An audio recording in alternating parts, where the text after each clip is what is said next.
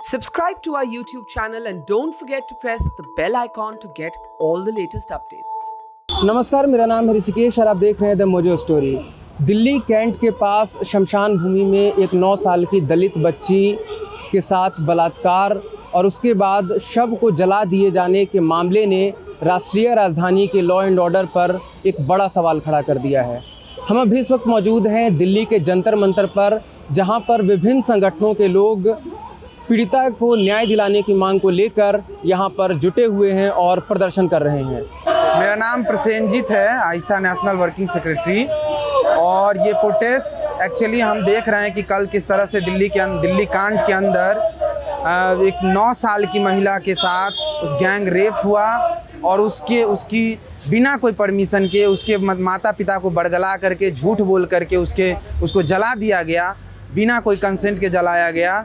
तो इस चीज़ के खिलाफ आज हम लोग इस प्रोटेस्ट में हैं और ये बात कहने आए हैं कि दिल्ली पुलिस और केंद्र सरकार, जो कि भाजपा की सरकार, यूपी के अंदर भी हमने देखा पिछले दिनों यूपी के अंदर भी कई सारे ये केसेज आ रहे हैं और देश भर में ये केसेज आ रहे हैं। तो इसके खिलाफ भाजपा सरकार कार्रवाई करे, अमित शाह की पुलिस, दिल्ली पुलिस अविलंब इसमें गिरफ्तार करे जो भी लोग इसमें शामिल है और एक कड़ी से कड़ी सज़ा इसके लिए इसको इंश्योर करे। इस मांग के लिए हम लोग आए हैं। और ये पूरा जो रेप कल्चर जो हो रखा है महिलाओं के खिलाफ, दलितों के खिलाफ, जो एक माहौल बनाने की कोशिश हो रही है, उसके खिलाफ जो दमन हो रहा है देश भर में, वो नहीं चलेगा। मेरा नाम अपूर्वा है, मैं स्टूडेंट हूँ और मैं आई हूँ, मैं एसएफआई की तरफ से आई हूँ। बट बेसिकली हम लोग यहाँ पे जुटे हैं इसलिए जंतर मंतर में काफ़ी बार आते हैं, लेकिन इस बार जो घटना हुई है उसके डिटेल्स इतने ग्रूसम है कि I would not like to repeat it on camera. But the thing is that जितने भी रेप होते हैं, it's one way to see it. But क्योंकि एक पंडित ने, एक हिंदू ने एक दलित लड़की का, 9 साल की लड़की का रेप किया है, इसका गुस्सा और भी ज़्यादा है। और भी ज़्यादा इसलिए है क्योंकि सरकार जो है हमारी, वो उनका समर्थन करती है जो ये करते हैं। और ऐसा बिल्कुल नहीं लग रहा है कल हुआ ये, और ऐसा बिल्कुल नहीं लग रहा है कि सरकार इनके खिलाफ एक बात भी कहने वाली है। जैसे हमारे प्रधानमंत्री हर बात पे चुप हो जाते हैं, इस बात पे भी चुप ही हो जाएंगे। और हमने देखा है, आसिफ बानो के केस में देखा है, हमने हाथरस के केस में देखा है, चुप्पी के अलावा उनका साथ दिया गया है। ऐसी घटनाओं को तो गवर्नमेंट या पुलिस कहीं एक्नॉलेज ही नहीं करती। कई घटनाओं में आपने देखा है कि जो लोग इसे ऑनेस्टली रिपोर्ट करते हैं, मीडिया ऑर्गेनाइजेशन, उन पे फायर होता है। जो एक्टिविस्ट इसके खिलाफ आवाज़ उठाते हैं, उन पे चार्जेस लगाते हैं। तो जिन घटनाओं को सरकार एक्नॉलेज ही नहीं करती, आपको कैसे लगता है कि वो आगे उसका सुधार कर सकती है? देखिए, सरकार तो बहुत कुछ एक्नॉलेज नहीं कर रहा है। आज के समय पे हम लोग अगर पार्लियामेंट में डिस्कशन देखें तो सरकार को ये नहीं पता है कि कोविड में डेथ कितना हुआ है। सरकार इस सच को छुपाने के लिए बहुत सारी कोशिश कर रही है, लेकिन समाज में जो हम लोग हैं, हमारा काम है कि सच को बार बार सामने उठा के लाना, चाहे कितना भी अटैक हो सरकार के तरफ से। हमें पता है कि एक्टिविस्ट को, जैसे हाथरस की घटना में एक मीडिया जर्नलिस्ट जो थे सिद्दीक, अभी तक उनको जेल में रखा गया है कि वो उस चीज़ का रिपोर्टिंग कर रहे थे फॉल्स चार्ज करके केसेस में। लेकिन बात ये है कि समाज में इससे सच्चाई तो छुप नहीं जाएगी। जो बातें हो रही है वो बार बार निकल के उभर के आएगी और हमारा काम है कि इन सारे घटनाओं हमारे आसपास अगर हो रहा है, इसके ऊपर हम एकदम ठोस बात रखें, सामने से बात रखें और ना डरे।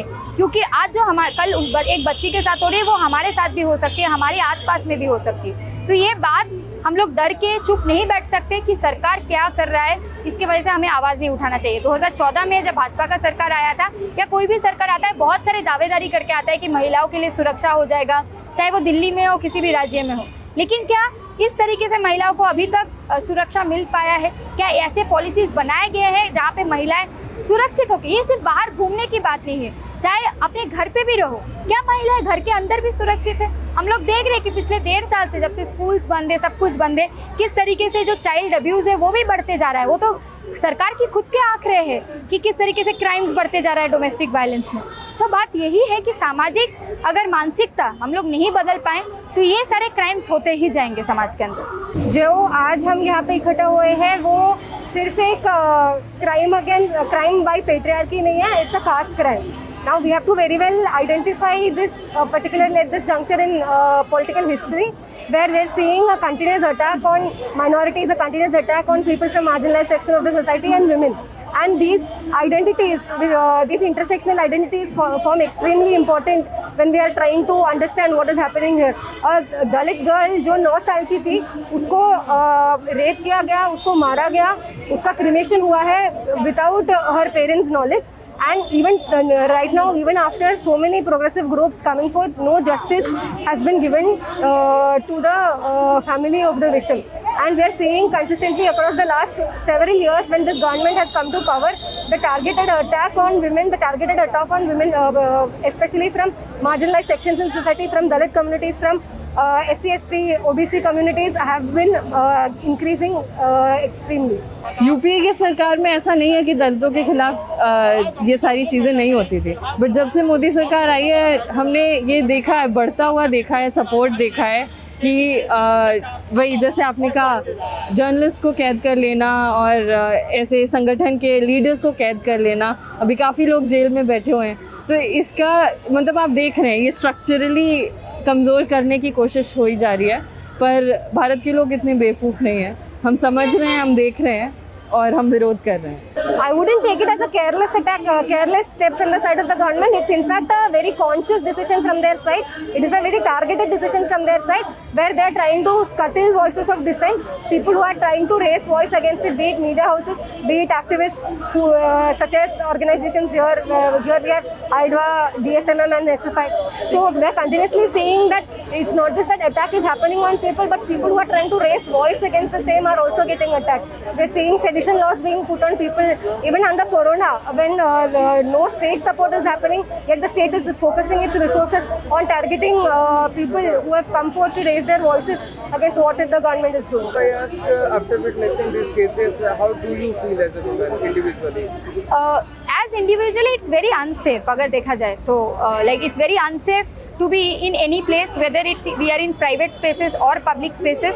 But it is very important that we acknowledge the violences happening against women across us, and especially caste-based violence, which are especially not reported because there is a social hierarchy in the system in our society. So it is very important that we acknowledge that what problems women are facing. We acknowledge that the society is not safe for us, and there are no concrete steps taken by the government to ensure that there is safety for women. As a woman, I definitely am very, very scared. However, I know that because of my class and my caste structure, I am not as vulnerable as a Dalit woman is on the streets or inside her home or inside, even her home, even with her parents. The scare is anywhere and the oppression of the upper caste is everywhere. So definitely I'm very, very angered that this is happening to the women of our country. इसको लेके कहीं memorandum भी सौंपा, अपनी demand रखी कि जल्दी इस पे अभी तक हम लोगों ने नहीं रखा, लेकिन आज शाम को हम लोग जा रहे हैं, एक पूरा डेलीगेशन जा रहा है आइडवा का, DSMM का, और उसके बाद ही डिसीजन होगा कि कहाँ पे मतलब मेमोरेंडम हम लोगों को देना है। लेकिन ये बात एकदम है कि हमारा डिमांड ये है कि स्पीडी जस्टिस मिलना चाहिए, इन्वेस्टिगेशन होना चाहिए। ऐसा नहीं हो कि अभी केस को दर्ज करवा दिया लेकिन फिर सालों तक पता ही नहीं चलता है कि केस में क्या हो रहा है। दूसरी बात ये भी है, सरकार के तरफ से स्टेप्स आने चाहिए जो पॉजिटिव हो, समाज बदलने की तरफ की हो, ये मानसिकता बदलने की तरफ की हो। तो यहाँ पर प्रदर्शन करने आए संगठन के लोगों का यह कहना है कि ऐसी घटनाएं सिर्फ लॉ एंड ऑर्डर का मामला नहीं है, ऐसी कई घटनाएं, चाहे वह हाथरस का मामला हो या उससे पहले की कोई घटना जहां पर दलित एट्रोसिटी का मामला होता है, वहां पर सरकार या पुलिस उसको एक्नॉलेज तक नहीं करना चाहती है और जो भी लोग उसके खिलाफ आवाज़ उठाते हैं उन पर ही चार्जेस लगा दिए जाते हैं। यहाँ प्रदर्शन करने आए लोगों का यह कहना है कि इस मामले में सरकार और दिल्ली पुलिस इसको गंभीरता से लेते हुए आगे स्पीडी ट्रायल के तहत इस पर कार्रवाई करे और दोषियों को जल्दी से जल्दी सज़ा सुनाए। मोजो स्टोरी के लिए मैं ऋषिकेश, जंतर मंतर, दिल्ली से। It's great to see you here. Thank you for watching our work. If you haven't subscribed yet, don't forget to click the bell icon and subscribe to Mojo Story and support independent, robust journalism.